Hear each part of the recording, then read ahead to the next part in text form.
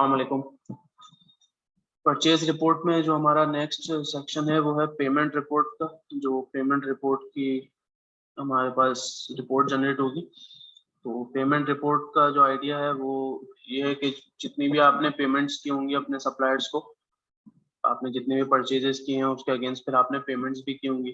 तो आपने at the time भी की होगी कि जिस वक्त आपने परचेज किया उसी वक्त आपने पेमेंट क्लियर कर दी, या फिर थोड़े टाइम बाद आपने क्रेडिट पे अगर वो था तो आपने थोड़े टाइम बाद उसको क्लियर किया। फिर जब आपने उसको क्लियर किया तो उसमें भी टर्म्स हैं कि आपने उसको एज अ कैश में क्लियर किया या बैंक के थ्रू या चेक के थ्रू किया।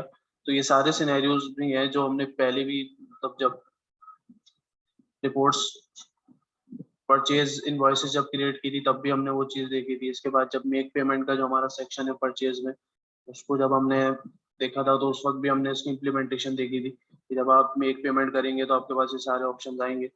तो उन सब की जो एक समरी है, एक जो हमारे पास रिपोर्ट है, वो फिर हमें पेमेंट रिपोर्ट में सब पता चलेगी। तो हम इसको ओपन करके देख लेते हैं।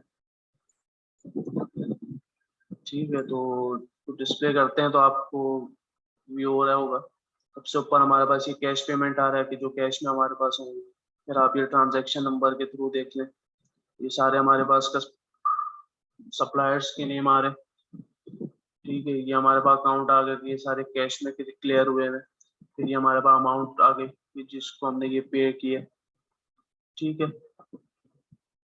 फिर ये हमारे पास नेक्स्ट जो हमारे पास एक बैंक का है कि बैंक के थ्रू हमने किस सप्लायर को पे किया।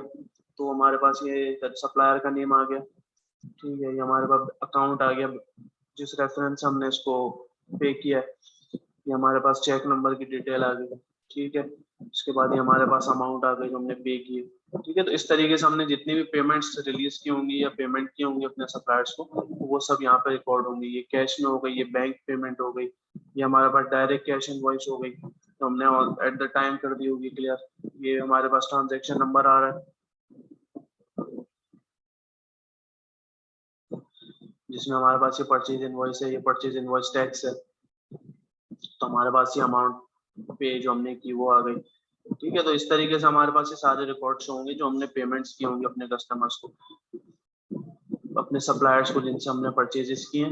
तो उनके जो भी हमने परचेज की पेमेंट रिलीज की तो हमारे पास यहाँ पे रिकॉर्ड होंगी। तो हमारे पास इसका परचेज इनवॉइसेस भी हमारे पास होंगे तो हम उसके थ्रू भी अपना रेफरेंस कर सकते हैं कि हमने वहां से मैच करके अपने अकाउंट पे की। ठीक है, या फिर हम मेक पेमेंट से करेंगे जहाँ हमारे पास सारी सप्लायर्स के अगेंस्ट हमारे पास पेमेंट्स पेंडिंग होती है, लिस्ट में हमारे पास शो हो रही होती है। तो आप पीछे के ट्यूटोरियल्स भी फॉलो कीजिएगा तो आपको उसका भी आइडिया हो जाएगा कि पूरा कॉन्सेप्ट किस तरीके से चल रहा है। बाकी आपको पेमेंट रिपोर्ट का तो आइडिया हो गया होगा। तो थैंक यू।